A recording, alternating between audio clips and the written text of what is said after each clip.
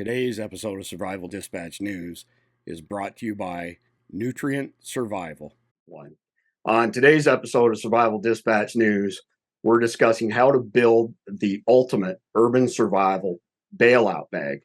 You may have caught some glimpses recently of the run and gun training, conditioning that we do at Survival Dispatch.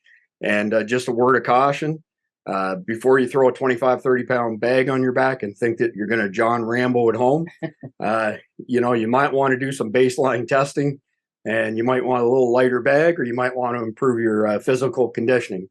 Anyway, Denny, let's get everybody introduced here and jump right in. Yeah, first off, when we have discussions like this, we want to bring in some of our subject matter experts and people who are interested in the subject and have knowledge on the subject to speak about it. And first I've got Chris from ammo.com. I'm pointing at the computer because I see his name. And thanks for joining us today, Chris. Tell us about Mike, Chris Heaven. Mike and I, we go back at least, 4 or 5 weeks now? Something like that. We're like long lost brothers. Yeah. Mike's a wealth of information. I got to let him introduce himself. Yeah, Mike, tell us about your background, brother. Hi, guys. Thanks for having me on again. Mike Sterling. I run ISSI. We're the oldest commercial bomb disposal company in the country. I'm a master EOD technician, 23 some years messing around out where the dogs bark, and doing fun contracting stuff these days. Cool. Of course, we got Jason McCoy. And Jason, I'm sorry that you have to follow Mike. And that I know, right? Only question I want to ask right quick is, okay, whose hair looks better, mine or his? Oh, let's see. Audience poll. All right, viewers, in the comments, let us know who's got the better haircut, Mike or Jason. That's a good one. I'm pretty sure. I think the next question is for a secondary poll is who's got the better gas mask beard? Uh-oh. I think we know the answer to that one. Yeah. Chris, he's taking them both. Best haircut, best beard. Yeah, I got to bring on Jason McCoy, the guy with the non-gas mask beard. Calling my brother from another mother. Jason and I go back several years. Jason, known for his knife knowledge, survival knowledge, you name it. We've actually had a part of this discussion in person a couple of years ago, Jason and I. He's got a lot to add to this discussion. Today we're talking about bailout bags, and I think we need to define what that is because, we got get home bags, bug out bags. We're talking about bailout bags today. Let's actually define that, Chris. And we actually had an off-camera discussion with Mike. I'm pointing to the computer because I'm looking at his face there a little while ago. Mike, I want you to jump right in and give us your definition of what we're talking about today, the bailout bag. Okay, so definition of a bailout bag. Bailout bag is a bag of kit or a quantity of material that is just one step up from your normal EDC that is meant specifically to help you extract yourself from a situation. So it's not a 72-hour bag, okay? This is not something that you're going to go, I'm going to run all the way out of the city and go ahead and hide. No, this is a bag that is meant to extract you from a situation, move you from where you are into a green zone. In particular, like my wife and I use these same kits when we're on vacation. If we're in a city like we were in New Orleans not too long ago, and this is the kit that we hauled around on a daily basis because if we were going to have a problem there, we were going to have to be able to extract ourselves from it. So is this a bag that you keep in your vehicle? So I either keep it in my vehicle or, when we're on vacation, you're wandering around playing tourist. So you may be on those city trolleys. You may be running around on Ubers, pedicabs, walking, stuff like that. So you've got a little bit to fall back on. You don't need a ton of gear to fall back on. We're not talking about going 60 miles to get home. We're talking about a situation where I need to be able to grab this bag quick, fast, and in a hurry and be able to make it 15, 20 kilometers, give or take. Right. So we're talking about a bag to get you to the next step, not something that's going to last a long time. That in my mind, I'm picturing what this bag is for me, because I have some bags that I've built for different purposes. One that stays in my vehicle, a get home style bag, a bug out style bag that stays in my home, et cetera, et cetera. So in my mind, I'm envisioning a smaller package. And we got these bags sitting here on the counter, Chris. What are we looking at here, by the way? What is this? Well, these are somewhat larger. This one here is a complex Faraday bag. So good for storing your electronics in. Yeah, made by Off Grid. Yeah, every single pocket in this has a Faraday lining to it. But it's fairly good size. It is. It may be larger than what some people want for this purpose. Yeah, this one's even. Is this the one you were wearing in the video? Yeah. Look at that. Yeah. Woo! And I can barely pick it up with one hand. And Mike may be the bomb expert, but I got a feeling Chris is the best bomb thrower out of all of us. And I know he's got something to say about the size of this bag. Well, guys, I think when it comes to bailout bags, as we've heard many times before, size matters, guys. You need to be able to carry it and to work with it. And I think that really shows in the video that Chris started this off with is if you can't move in your bailout bag, you might as well, tuck your tail between your legs and kiss yourself goodbye, because someone who is stationary is nothing more than a target. Yeah, and I want his life. I want to chime in there because Jason McCoy, everybody look at Jason, and Jason's built, Jason's physically fit, very, very good physical shape. Chris is in pretty damn good shape. Chris and I are hovering in our mid-50s, and I know for a fact, and I've worked out with Chris, what Chris did in the opening video,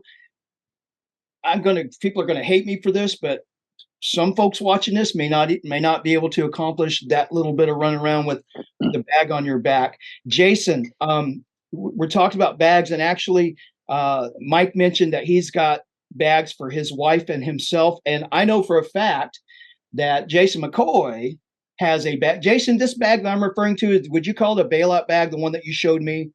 I would. Like Mike, I actually have two bags that kind of supplement each other. One that is kind of normal, natural, non-threatening, just a mystery ranch, kind of gives that gray man kind of style. I think that's really important too.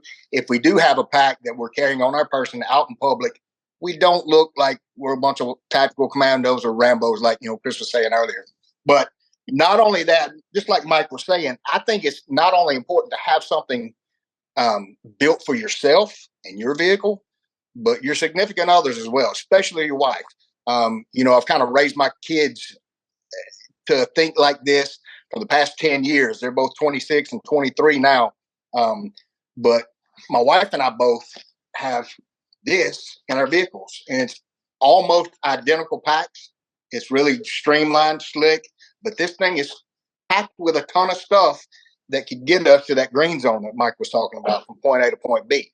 So, yeah. So now we've got this definition of what we're talking about, the bailout bag. So just to kind of reiterate, it's a bag to get you from point A to point B to that next level of survival. Does that sound right, guys? Is that a good definition? So that leads us to the next question. What in the heck should we have in this bag? And we got to narrow it down so that we don't have this huge, big package here that we're trying to run around with. And how important, and Mike, I just want to ask you, Jason brought up a really interesting point. How important is it to have a nondescript bag that doesn't look like a tactical bag? Why is that important for our viewers? So, of course, it's camouflage. You've got to make sure you're wearing the right camouflage now, don't you? So camouflage means you're going to blend in with your surroundings. Okay. So if you're walking around, I'm talking about woodland or this kind of. I was cueing you to take a shot at wearing the wrong camo. Yeah. I mean, if you're in a city, you're wearing the wrong camouflage. Now, I mean, if you're up in New England, that's not going to blend in at all in a city. Come on, lads, move on. Something just occurred to me. What's that, sir? We're wearing the wrong camouflage. It's all very well for the country, but I doubt very much if it's going to fool anyone in the towns. You wander around down here in the southeast, and you're probably not going to blend in either. Now, if you were wearing mossy oak down here, you'd blend. Or real tree. Yeah, or real tree. Yeah, absolutely. You wear that in any southeastern city, and nobody's going to say a thing. But when it comes to these sort of things, just basically neutral colors like I've got on this pack, just a gray. It looks like a backpack, and it's not just the pack color that you're looking at. It's also the construction of it. So if you start looking at, does it have Molly and Powell's webbing all over it? Right, that's becoming a little more common, but it's going to, if somebody is actually paying attention to what's going on, and you got Molly pouches all over the exterior of it, even though they're all, wolf gray or whatever, it's still going to stick out to somebody who actually knows what they're looking at. It is. It's going to look more tactical, for sure. Right, exactly. Or tactical in a lot of cases. So, having something that blends in, and like I've got here. I mean, I've got this Junker Patagonia pack. That, no joke, I bought this at a yard sale for I want to say like $15, something like that. Somebody used this for their Is it kids' nylon, book bag. 600 D nylon basic? Yeah. It's the what is it? Refugio 28 liter. Okay. I mean, it's a good pack. It does not stick out. It doesn't have a whole lot of things on it. You notice that I don't have patches or big time crazy stuff all over it. So I'm not That's I'm not a really standing good out. point. Really good point. I just want to talk to our viewers about this and have a little discussion about that. When you label yourself with bumper stickers on your vehicle, with Amen. on your packs, you make yourself a target. You guys agree? You have any examples of 100%. that? Yep. I think we should talk about that. It's worth a discussion. Yeah, low visibility means low visibility. I don't care what you call it. I don't care if you call it, the gray man concept or what. It's just a question of lowering your visibility is all. That's it. That's the only thing that you're trying to do.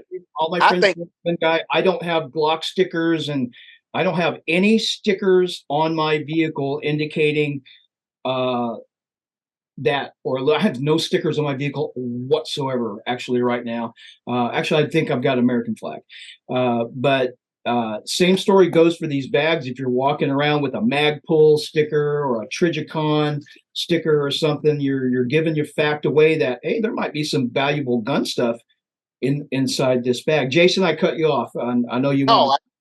Great time right now to remind our audience to like, comment, and subscribe if you like these kind of conversations. I love it. Actually, that is important, guys. You will really help our algorithm. Hit the like button, share it, subscribe, and watching on YouTube, hit that notification bell so you know when we drop new videos. Drop new videos all the time. We've got quite a good schedule going for that as well. Chris, ammo.com. You're sitting there nodding your head like you're agreeing with us. I'd really love for you to chime in a little bit on this. Let me know what you think about this concept, this bailout bag. I've got my own ideas, which I'm going to throw at you guys as well. But Chris, I want to give you some time also to give us your point of view as well. No, I think it's really important, especially with how fast things can happen in today's society. Things can go from totally fine to totally SHTF in a matter of minutes with the way things are going. And it doesn't necessarily have to be a full-blown grid down or a hurricane or something like that. We just had some tornadoes come through my area here in Indiana a couple months ago, and it just completely messed things up. Honestly, the first recording that Chris and I were going to do, we had to delay it because my internet got knocked out because of the tornado. So it's like these things can happen so fast that you don't have time to okay, I need to go and I need to get this and I need to get this and I need to put that in the bag. You need to have all this stuff ready to go, especially if you're out on the go. I really like what Mike and Jason are talking about, having these bags that they carry with them all over the place. And it doesn't look, like, oh, yeah, he's a prepper. Yeah, I can tell. It's nondescript. And it's like you could just be carrying your laptop in there. And I think it's so important to just be ready and be prepared both mentally and physically for these types of things. Yeah. Chris, is it time to kind of talk about that whiteboard stuff we were talking about earlier and discuss the who, the what, the when, or do we want to jump into what should be in that bag first? I think let's let these guys cover what goes in the bag, and then we'll kind of wrap up on that. What do we need in our bags? Mike, I'm going to throw it to you. What do we need in our bailout bag? What are the essential items for your bailout bag? Well, as usual, you want to levy that against your skills. for starters, because the more you know, the less you need. Good point. All right. Training trumps gear each and every day. Get some solid training. Training right? If you don't, I like it. Yeah. Because training is something that they can't take out of your head. If you lose this bag, if you get ripped off, what do you still have? Still got that training. Knowledge. Good point. Right. All right. So then, I wrote up this bare minimums list for a bail bag that I guess you guys are going to wind up putting on a link on this. So I levied that against Canterbury C's, his 10 C's, as well as against Tyler White's from TJAC Survival. If you guys aren't following him, you're a very bad person. And I don't like you. He's part of the team. He's our guy. That's right. So everything that I've ever picked up from him for your necessities of fire, water, shelter, and food. So I'll just go down the list on some of these things, and you don't want to get crazy on this, because you want to keep it light. Because what are we talking about again? Exactly what Chris said before. Speed is life on this sort of thing. If you're just sitting still, you're a target. Now, there's a time to sit still, but you need to be moving. Get out of that area. Extract yourself as quickly as is possible. So first set, of course, is going to be fire. And honestly, the old Bic lighter, I'll tell you what, it's a great thing. I keep based on a trick that I got from Tyler. I don't know if you guys can see that, but I keep a little bit of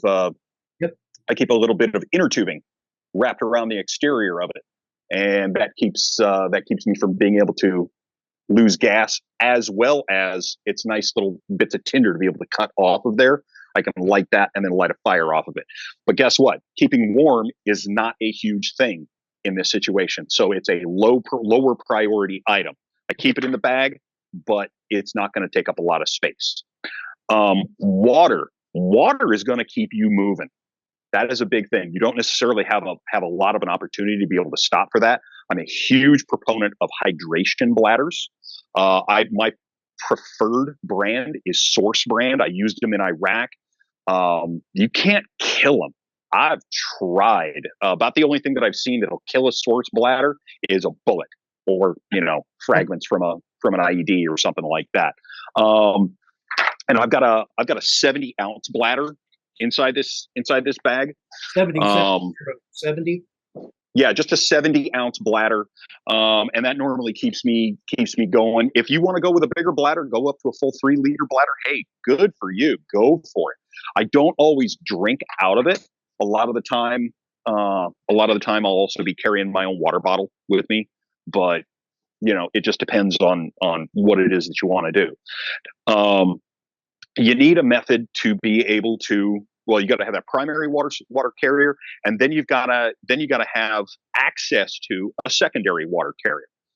And why do you need the secondary water carrier? Well, you may need to be able to filter into, or you may need to be able to purify water. Right? Water in a city, fresh water in a city, is not necessarily the easiest thing to be able to get your hands on.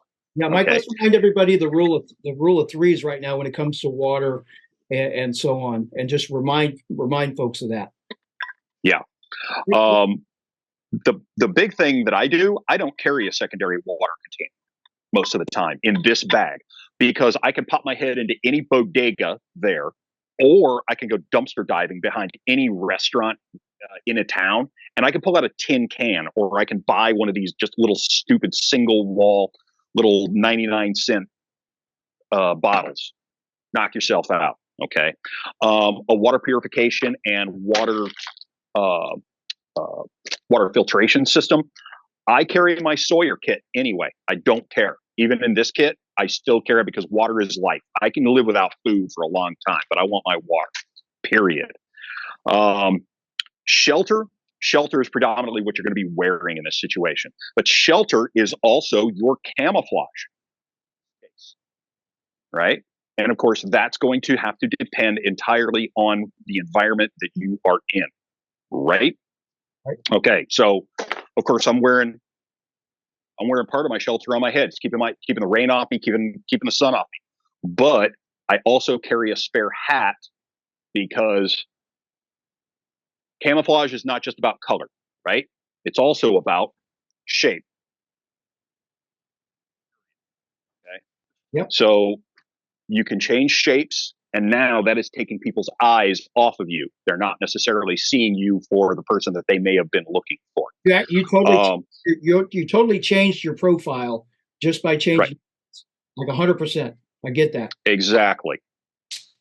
I'll always carry a reflective blanket in here. Normally, I usually stick with these SOL Mylar blankets with a poly backing on them. I love them. They're great. If you don't want to carry it, if it's too bright for you, that's fine. They make them green backed as well. If you don't feel like paying for one of those, if you gotta, there's these Army issue rescue blankets. These things, they're big. I'm not a big fan of carrying one of these in a lightweight kit. But at the bare minimum, carry something to keep yourself dry. I mean, even if it's one of these little junker little poly ponchos, I mean, it's better than nothing. Or at the bare minimum, you can pull it out of your bag when there's some kid who has no way to be able to keep dry. Pull it out and say, "Here, kid, stay dry." Nice. Because his parents didn't know what to do. All right. Personally, I'm just gonna wear a rain jacket. I keep a nice dark rain jacket inside my kit most of the time. It is a completely different color than a lot of the stuff that I'm wearing. And like we talked about the other day, we were talking about, now I'm in a situation where, say we've got a major civil unrest situation going on.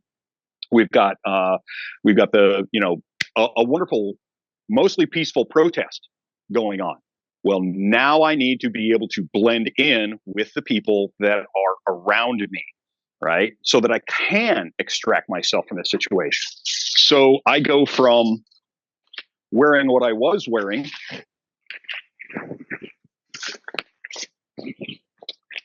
over to this,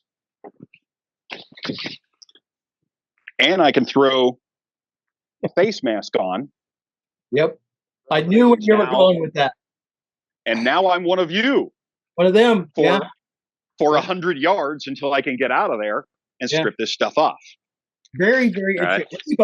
I keep a black frog tog jacket in my kit. Actually, I have a couple. I've got one in my truck. I keep one at the house as well.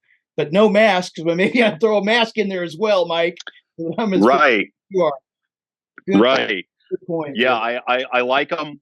They come in, these things come in really handy. That, and especially if there's a bunch of tear gas flying around, one of these is not going to help you. But I also keep little flat pack N95 masks in here.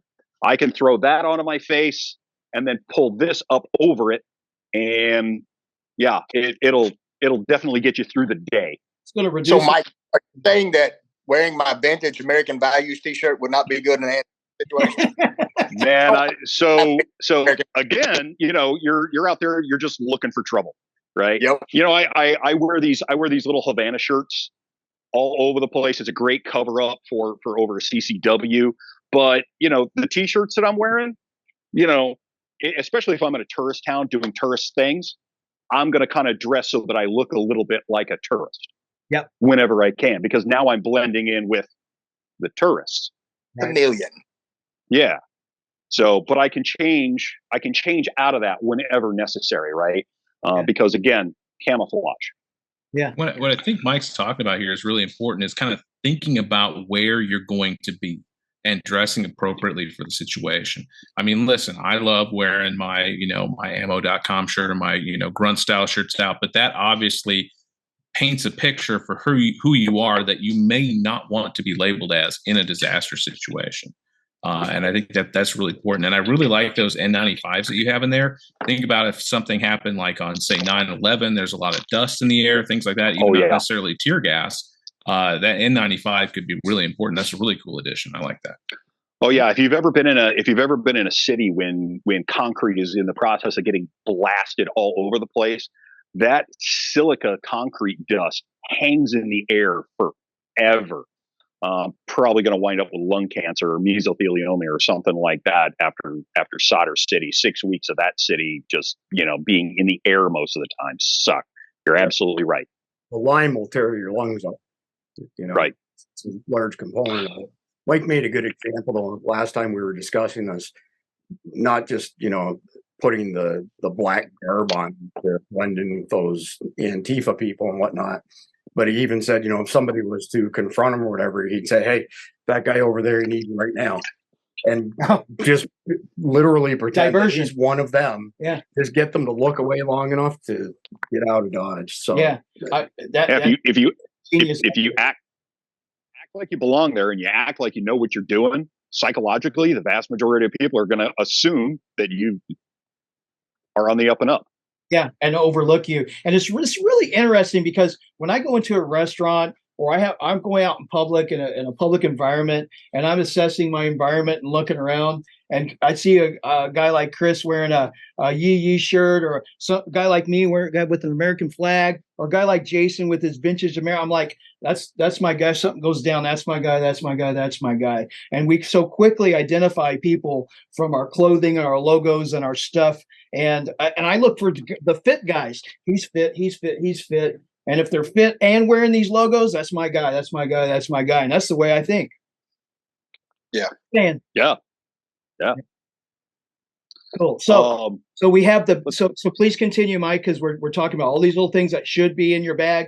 Just finished talking about appearance and clothing and keeping yourself safe from the weather. We talked about hydration. What else? So, of course, having spent a lot of time wandering through the rocks in Afghanistan, the best piece of equipment that you can ever possibly have is a spare pair of socks, and wear good shoes. Even if you're out doing tourist things with your family, don't wear impractical shoes. Wear shoes that you can get up and move in if you've got to. Food, all the food that you're going to put into this thing needs to be fast, hard energy food. I've got trail mix and I've got Kind bars and Cliff bars, stuff like that. I say 2,400 kcals. If you can carry that, that's fine. Do it. But enough to get you over the hill is the big key to that sort of thing. Communications are going to be a huge thing.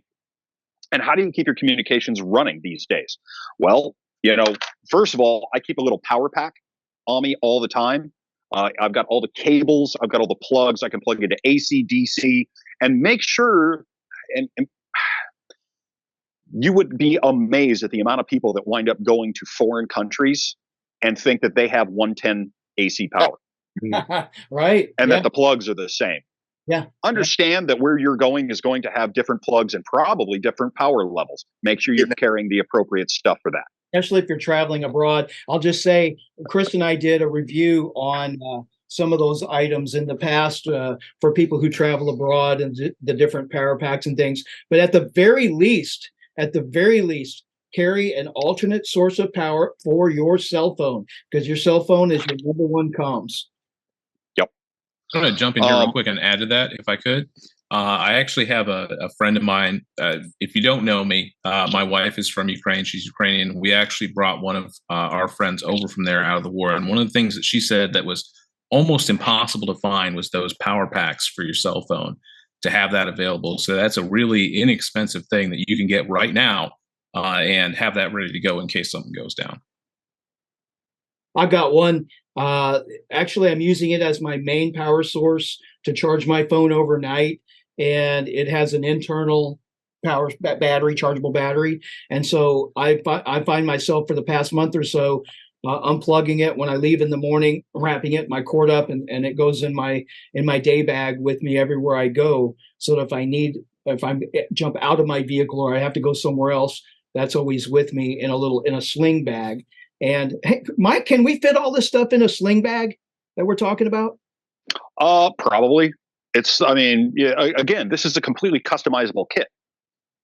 So you need to have what you need. Now, if your skills are commensurate that you don't need all these things, then don't carry them. Gotcha. Jason. Yeah. Jason, remember that bag you and I were talking about? We videoed it sometime. Maybe we'll throw that up on the website, on the YouTube. Tell me about that bag, because it was small, and I Yeah, haven't it's really defined what it was, what you called it, but it has. What do you have in that bag? What is that bag?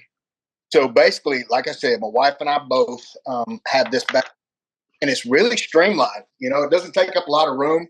Pretty She has a small. Toyota Tacoma. I've got a Jeep Rubicon. We just throw these and don't even think about them too much. One thing that has happened to this bag, even since I did a breakdown of it that day, Mike and I were talking about this earlier. My bags adapt so much just because all the time, because I see things that other people are doing. I'm like, man, that's such a great idea. Or I find a product that will take it's better than the one I'm carrying and replace that product. You know, they're always adapting just to make, everything more convenient, easier to use, just like the lighter Mike was talking about.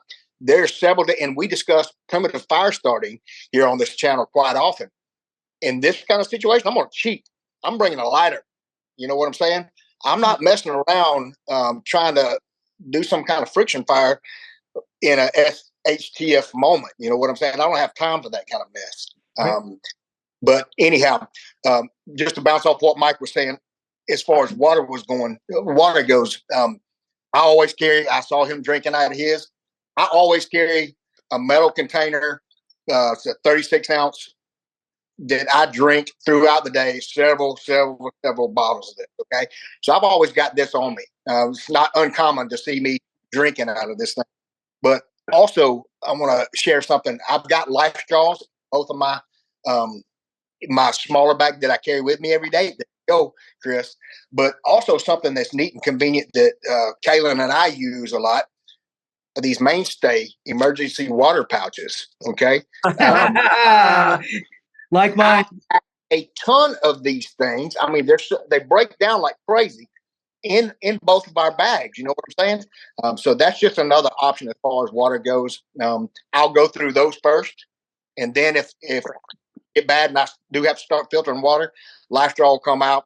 I can take my container, fill it up, and suck straight through the life straw. But also, what Chris and Mike were talking about, and you guys were talking about the cell phone charger, keeping up with our comms. I found this charger from Tough Tested. What I love about this is I can fast charge it, if I've got power with the cord that comes with it, but it's also solar capable. So I don't, in a grid down situation or something like that, even though the cell phone would be, useless in a grid down situation. If something happened and I needed this thing to power up a device, I've got the capabilities of solar with this. So I really enjoy this. I think it was a great little addition to my daily gear. Cool. One thing that you had in your bag at the time, I don't know if it's still in there, but it was a tool, and it was a really neat tool. Tell me about that. You still carry? Yeah. So basically, it's an Ontario Knife Works. It's called a SPAX, okay? Which all that means is special purpose axe. Drag it out here for you.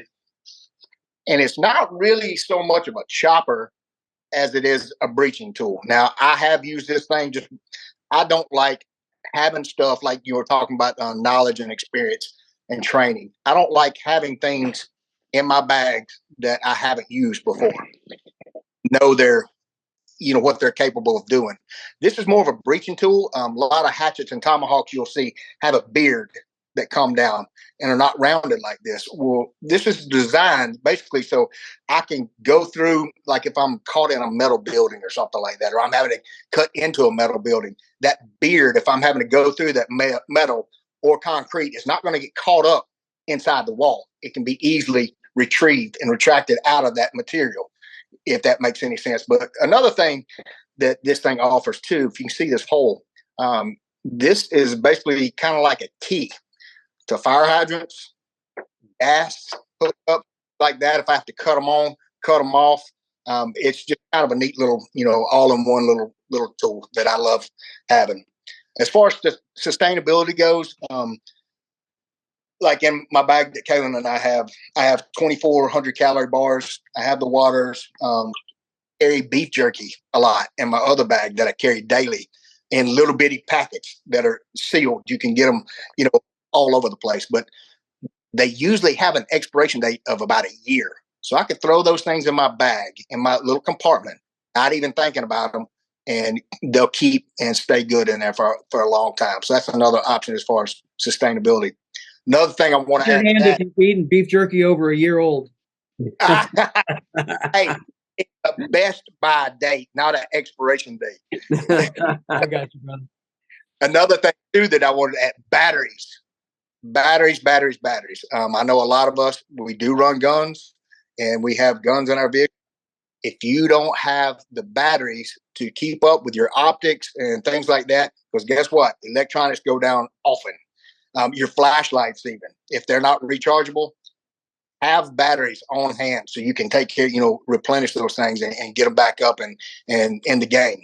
Yeah, lights. That's another thing. And I think I probably cut Mike off before we even got to certain tools and other things. We need light sources. And you brought up weapons. Well, I want to talk about light sources and how important they are. What do you have there, Mike? Okay, so as far as a light goes, I always keep a headlamp because I always want to keep my hands free.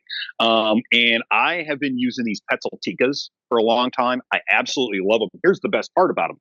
So I can either run AAA batteries with them, or I can pop it open and it has a rechargeable battery inside. And all it takes is just a regular micro USB plugged into it. This thing works great. It runs 3 different levels of normal white light. It also has a red light in there for trying to stay a little bit lower visibility. But then, of course, always keeping the distraction device light in your pocket. That's a big thing. So I'm running 2 of those.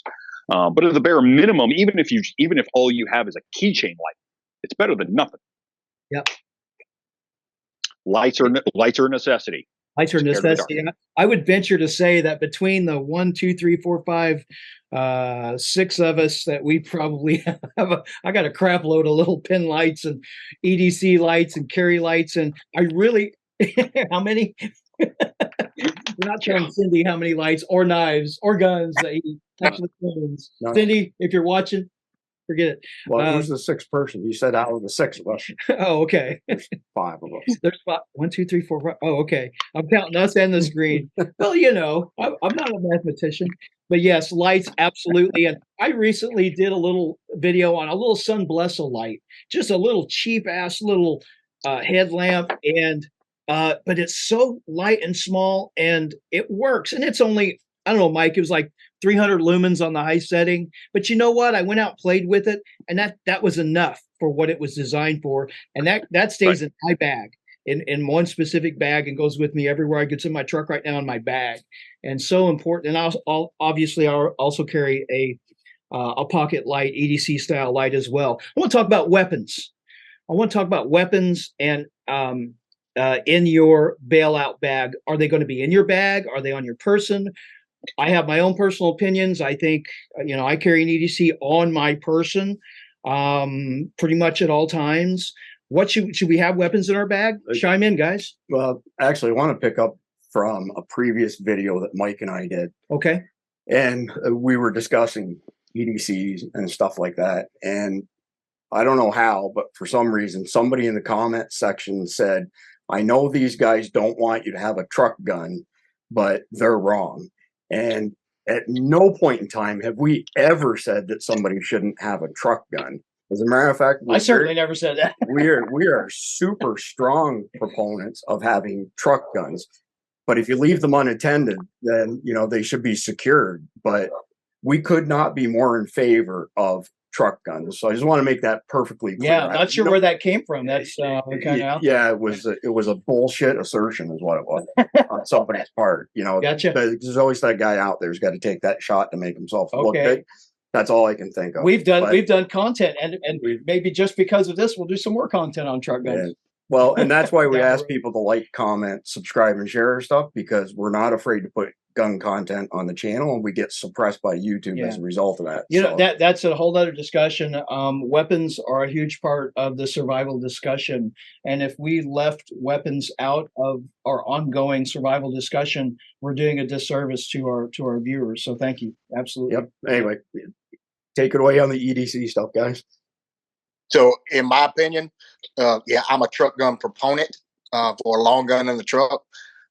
Obviously, you're not going to be able to keep. Well, I've seen foldable ARs that can go in little bitty pouches. So yeah, you could carry one in the bag, but I'd prefer to keep my EDC or my firearm on me as a person, because that bag can get snatched, that bag can get dropped in a SHTF, moment, and I don't want to lose my number one thing that I'm protecting myself and my family with. So I'd rather keep it on my person. Yeah, likewise, I carry an EDC on my person at all times. It doesn't necessarily mean that's the only weapon I have access to. And speaking of foldable ARs, check this out. There it is. There it is. Yep. That's actually the double folding AR. Yep. I don't know if these are available to the public yet or not. I know. Well, I remember the first joke out death, but it ran like a champ. Yeah, it runs good. We put it through this. It's an interesting gun. Yeah, I'm with Jason and on this one. You know, having your firearm on your person is going to be the safer option. Like you're talking about, your bag can get stolen, and now you don't have a bag and you don't have a gun. So you're completely, it's hand-to-hand combat at that point. At which point it puts you at severe disadvantage. So at least having your EDC pistol with you at a minimum is the way to go. And if you want to have a rifle in the truck, I mean, the old saying is you use your handgun to fight to your rifle. Yes, exactly. And like what Mike said earlier too, as far as, they can take away my stuff, they can't take away my knowledge. My training, as far as EDC, is mostly concealed carry training. And that's where I am fast from. That's where I pull from all the time. I don't pull from my bag. So I train pulling it from my person. I want to keep it where I normally train from,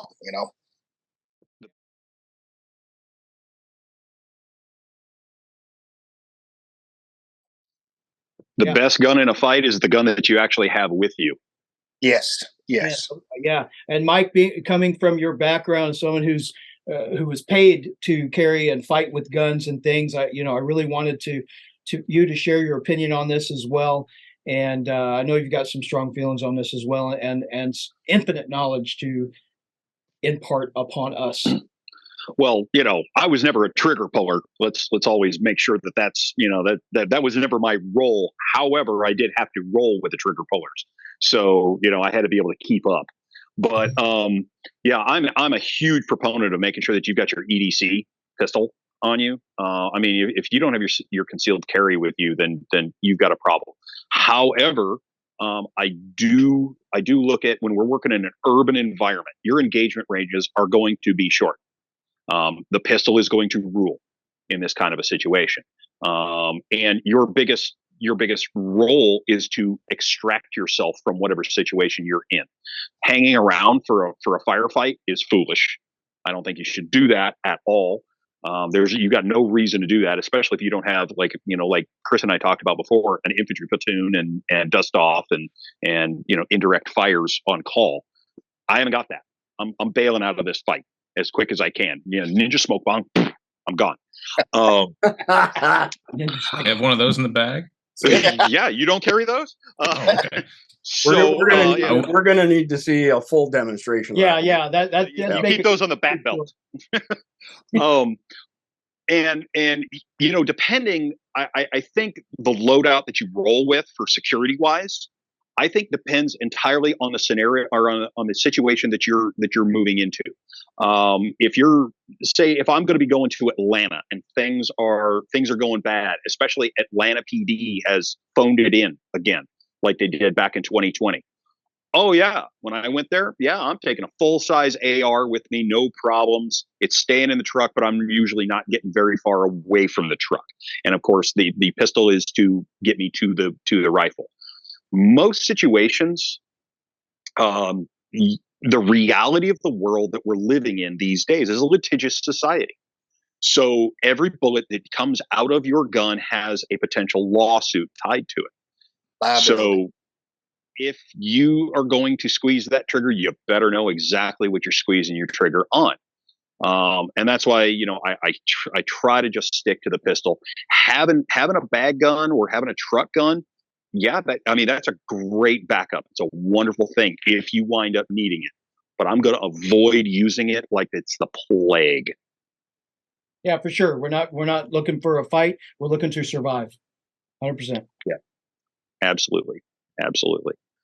Of course, yeah. And I'll also carry a couple of reloads, 21 round happy sticks inside the bag as well, because if I am going to get into a firefight, yeah, I'm going to have to be the one with fire superiority.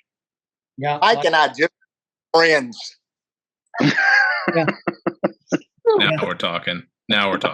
Yeah. So I carry we're talking about, this discussion's led to guns. We're going to talk about guns. Here we go. I carry one of my EDCs, one of my favorite EDCs, the Glock 18.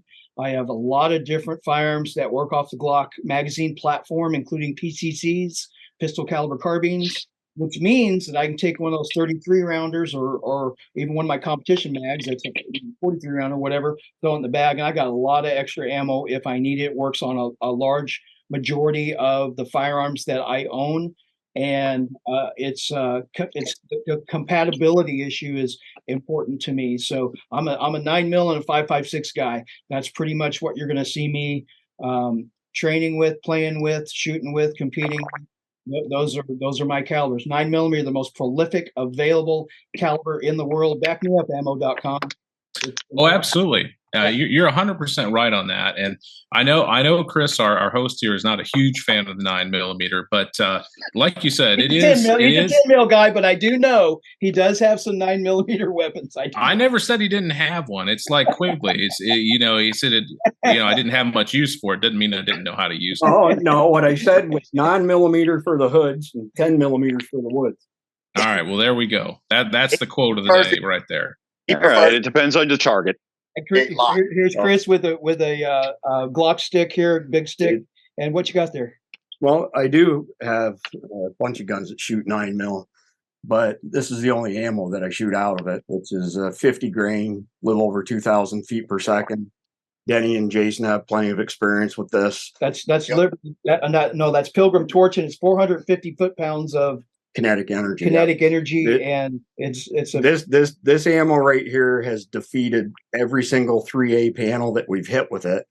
And we've hit 3A panels with Underwood ammo, 10mm, 1,600 feet per second, 90 grains, and the body armor stood up to it. And as soon as we hit it with this, it shredded it. Yeah, it actually defeated 3A body armor. And the thing about the Pilgrim ammo is that particular round, it's only a 50 grain round. It was traveling 2,000 feet per second. So that kinetic energy is huge. And I've actually got a block of gel Jason and I tested, and you can actually see the results. Maybe, Jason, we'll have to relive that moment and talk about ammo. One thing about ammo, it goes back to what Mike was saying earlier. As far as it's one of our 4 basic gun rules. Know your target, what's behind it, what's in front of it, what's beside it. Every round that leaves our chamber is a liability. What turned me on to that round the most was his claim to fame about the no over penetration. Okay. Denny and I, we saw this firsthand in the test. And that's another thing. I don't promote a product without seeing it do what its claim to fame is first. You know what I'm saying? If I'm going to put my name behind it, I know Denny feels the same way. I want to see it work. So that's one very good example of a round that does just that. It's got great terminal ballistics. It doesn't over penetrate.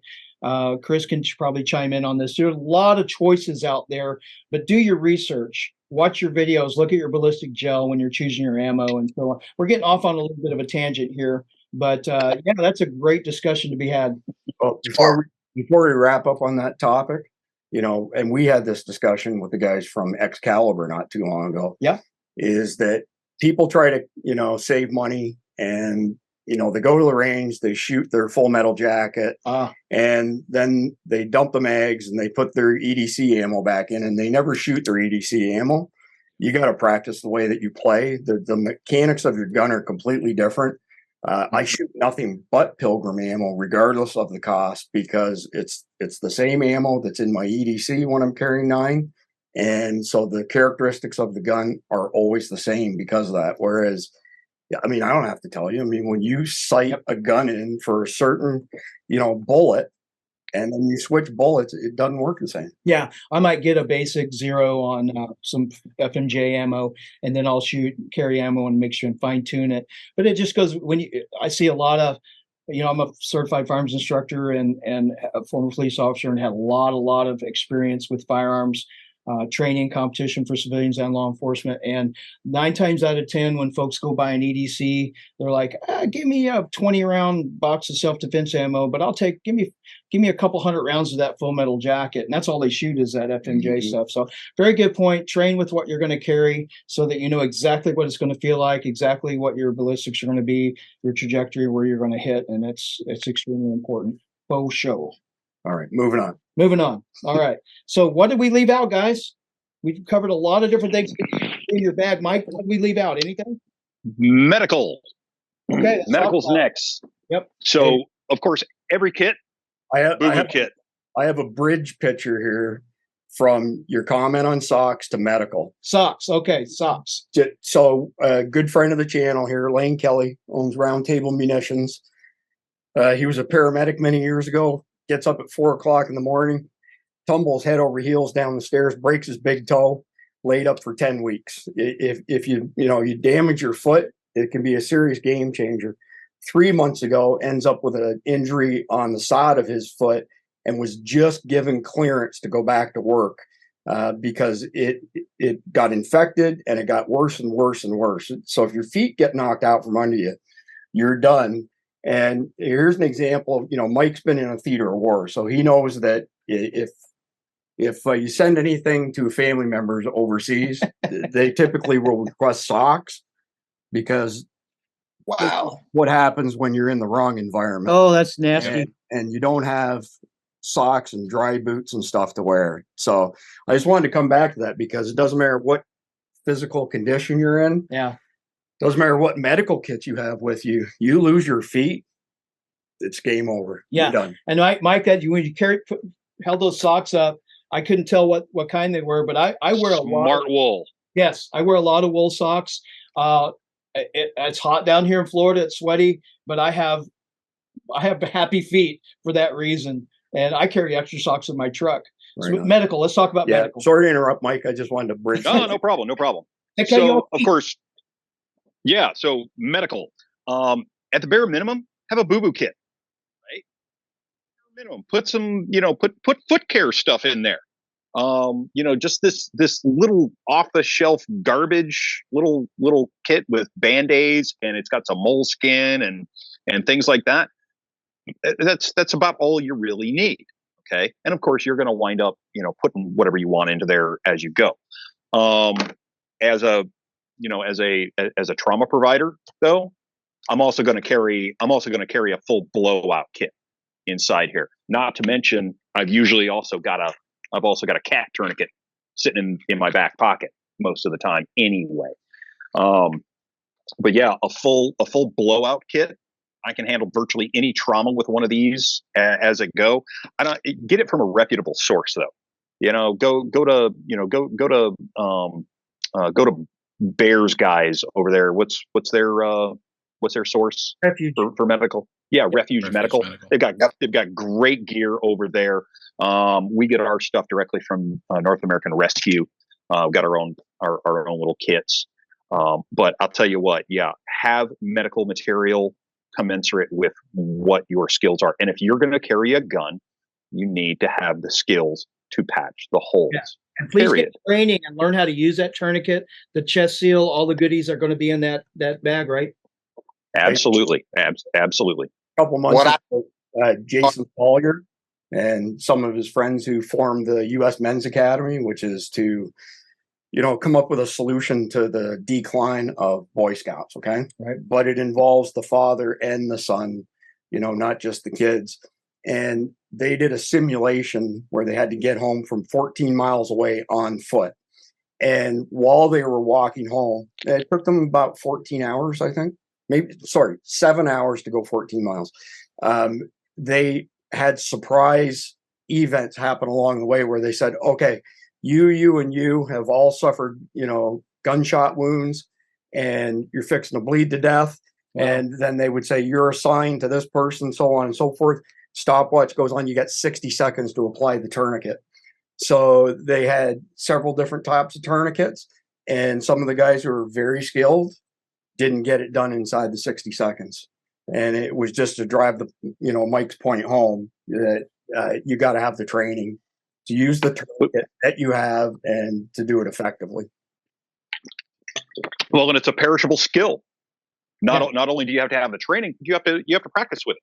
Yeah. I mean, I'll walk into my son's room when I know he's just barely rolling out of bed, bleary-eyed and stupid, and I'll throw a cat tourniquet at him and say, left upper arm, gunshot wound, go. Good for you. And he hates me. He hates me for it. All right. I love that. Is that like at 6 a.m. on Saturday morning? Up at 6 a.m. on a Saturday. But I'll also throw some meds into there. If you have meds that you take on a regular basis, at least I know on the list here I've got 4 days worth of meds, and that's out of a basic bug out bag level. But at least on one of these bailout bags, at least have 24 hours worth of meds that you're going to wind up needing. Me, I carry Tylenol and Aleve because we're old and my everything hurts all the time. So, yeah. Let's see here. Probably the biggest thing, navigation. All right. Your cell phone's not going to do it for you every time. I know this is going to look really strange to some people, but there's this thing. Is that a map? There's this thing that we used to have called maps, right? So if I'm going to go to a city, I will always have a hard copy map of that city in my bag. Yeah, it just makes sense. It just makes sense. Wow. Well, have it and know how to use it. Unfortunately, now there's a number of studies lately that say, and I don't remember the age, but something like mid-30s and down, the vast majority of people can't read a map because they were never taught these skills. I'm not surprised. They were brought up with phones and stuff. They weren't taught the skills. Yeah. Go ahead, Chris. No, I remember when I was a kid, I was in it was a club in school, and we went to these competitions where they would have us use a map and, use a lensatic compass and stuff like that and be like, okay, you need to go, 300 yards to the northeast and then collect this specimen for, it was a science thing. And then, you had to have your map to figure out where you were going. And yeah, it really is a perishable skill. Everybody is so dependent on these anymore to figure out where they're going. It really is. It's something that I think has been lost. So yeah, if you don't have a map of at least your local area, you're doing yourself a disservice. Wow. Yeah, absolutely. I would say one thing. When Jason mentioned his solar-powered battery charger, we've got one sitting right here as well. The cell network may be down, but if your phone's still operational, like it hasn't been nuked by an EMP or something like that, you still have access to files that are stored on that device. So, I've got all kinds of PDFs on my phone that have information that I haven't been able to commit to memory, for example. I also have a Garmin InReach Mini. It's a little satellite device. If that's still working, I can communicate through my phone with that, which doesn't rely on the cell network. But I can also pull down GPS maps from Garmin from the satellite as well. And they're highly detailed topographical maps with roads and everything else on them. So yeah, the cell network may be down. Less likely that the satellite network would be down and still have access to hard files that are on your phone. So that's a good point as well. Yeah, if you want to get a little more techie with devices like that, or Mike and the guys, or download a map of the location you're going to be visiting and take some screenshots as well, maybe. Well, you can use the Garmin InReach Mini. Mm-hmm. You can pick a location and download all the maps in that area before you go there, and they're available for offline use. Cool. Yeah. Cool. Maps. Yep. Yes. Yeah, maps. It's a thing. And if you're, if you wear glasses in order to read that map, you better have a spare pair of glasses inside your kit too, because glasses get lost or broken. And jinkies, I can't find my glasses. Yep. And like we're old. Chris doesn't. Chris, I'm getting up there, Chris. So I understand. Just wait, you young whippersnapper. Yeah, I know. I can see it on the horizon. I can see 0 gray hairs, 0 hair loss. Chris, we love you, but you're not in the club yet. I would say I could see it. I didn't say I was in it. Cool. Yeah. So Navigate. if you're gonna be running that map, carry a notebook. Right? Take notes. Be aware to take notes. And how do you take notes? Well, let's see. You can worry about, your pen working or not working, or you can just go analog. Pencil. Use a pencil. Yep. I carry number 2 in my backpack. All I gotta do is and my pocket knife and whittle it down. Exactly. So yeah, I can whittle it down. And then there's also another great thing with this. If I actually do get to the point where I'm going to start a fire or need to start a fire, I now have kindling as well, or tinder. Good point. Yeah. Hey, is it true that during the space race that the United States spent millions of dollars trying to figure out how to make a pen that writes upside down? The Russians just issued pencils. I read that somewhere. I don't know. Because pencils, write upside down. Let us know in the comment section below. Just saying, I don't know. I've read. Like, comment, subscribe. I've never gotten anybody from NASA to confirm or deny that. Okay. Another discussion. All right. Is that it? What else? Got a couple more. All right. Sharpie pen. Yeah. This is a great thing. So one thing that you can do is you can establish rally points. So you're like, okay, we got to get back, and here's going to be a rally point. Here's going to be a rally point. Here's going to be a rally point, right? And if you're going to and you set up an SOP, this is one of the things that we would do. If I'm going to enter this rally point in an urban environment, I'm only going to enter it from the north or from the south, whatever you happen to say. And if you get split up, you're only going to enter it from there. Now, if you get to that rally point and that rally point is, say, a park, and that park is occupied by, bad people that are not going to let you in there, you break out that Sharpie pen.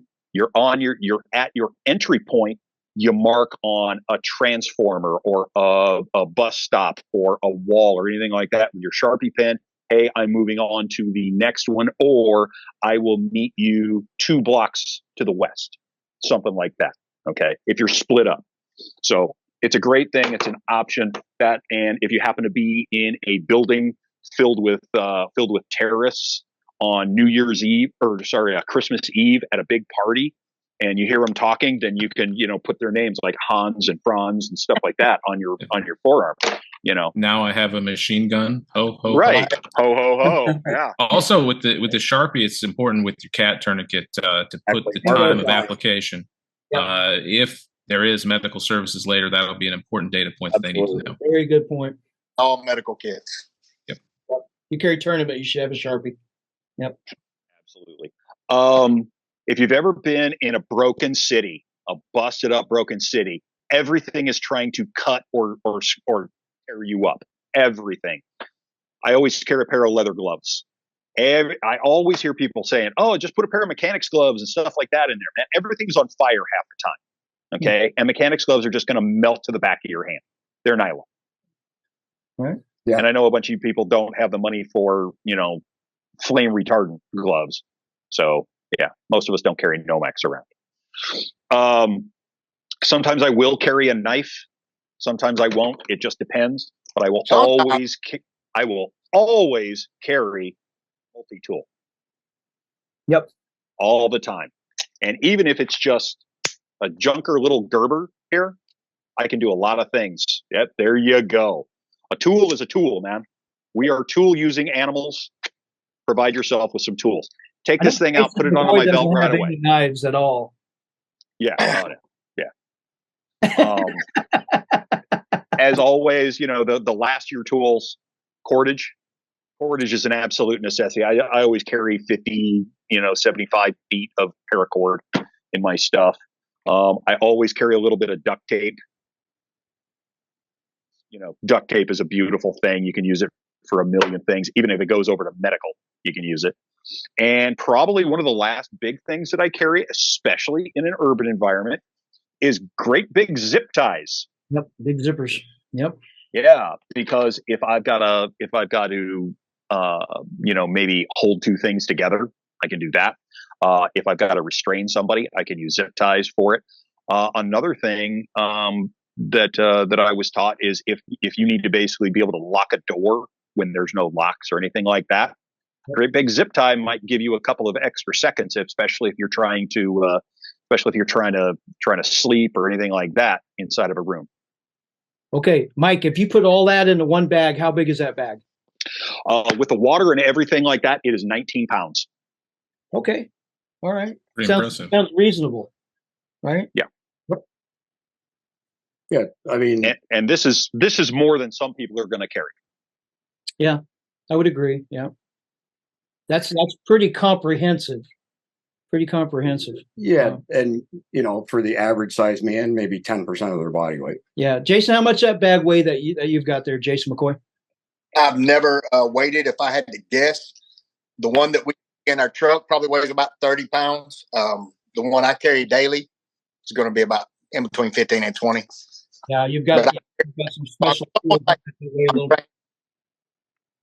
Yeah, gotcha. How much extra ammo is in your bag, Mike? Chris?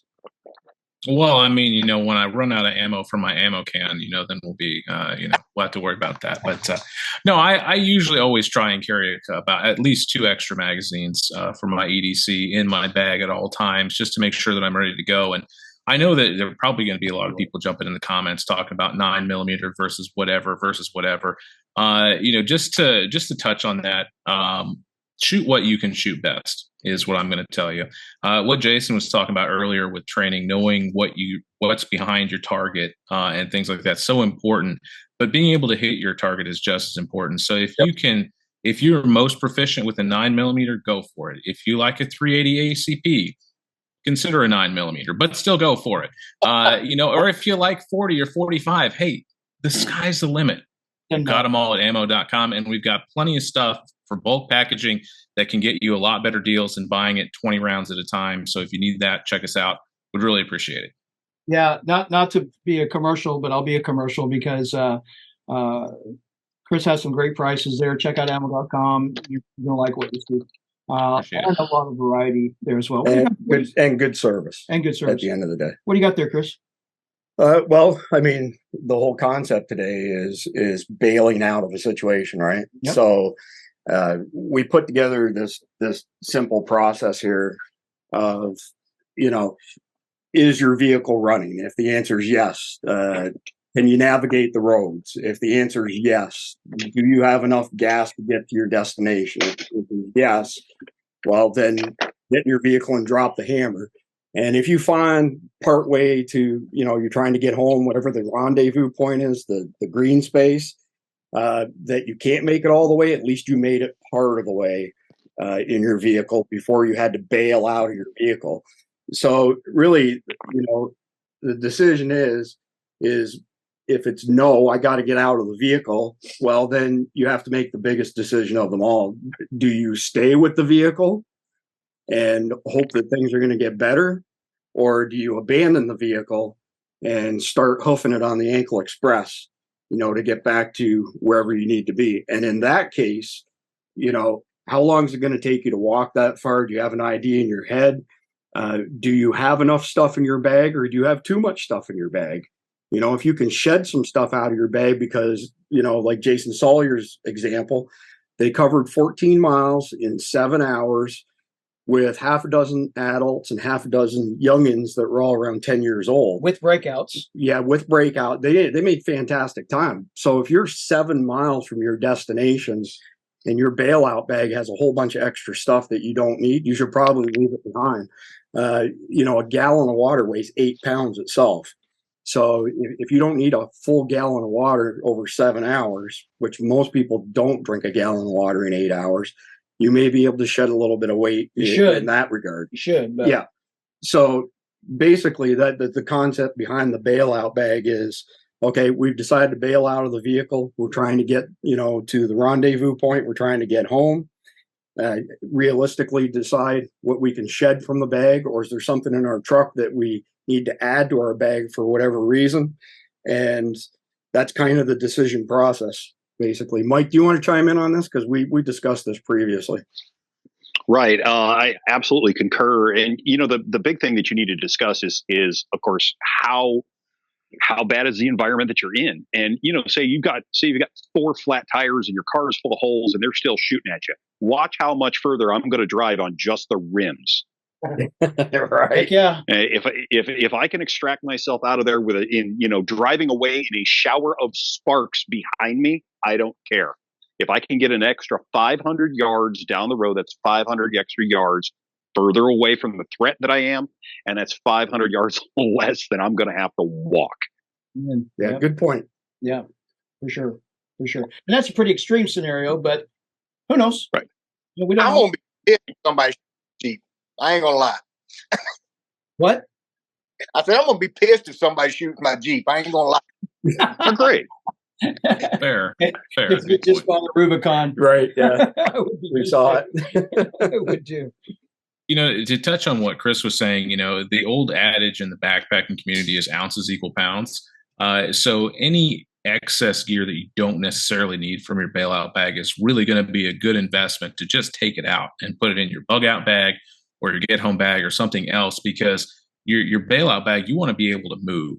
You want to get home as fast as possible, because these first couple hours in a disaster situation are the most tenuous. And the sooner you can get back to that green zone, like we like to say, or that safe space or rally point, wherever it is, the sooner you're going to be able to be in a much better position, more defensible, more, well supplied, and speed is of the essence. Well, I think Speed is life.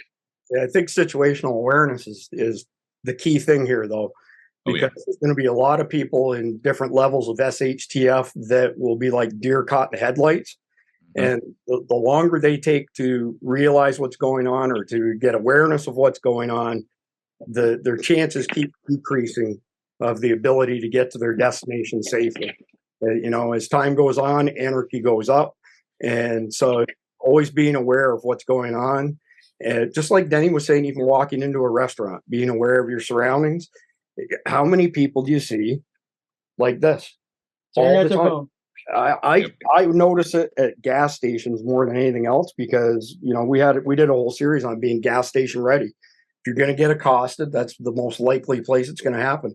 And it's no wonder, because people, they've got their wallets out, they got their credit cards, their cash, face is buried in their phone. Next thing you know, they're getting held up. Situational awareness.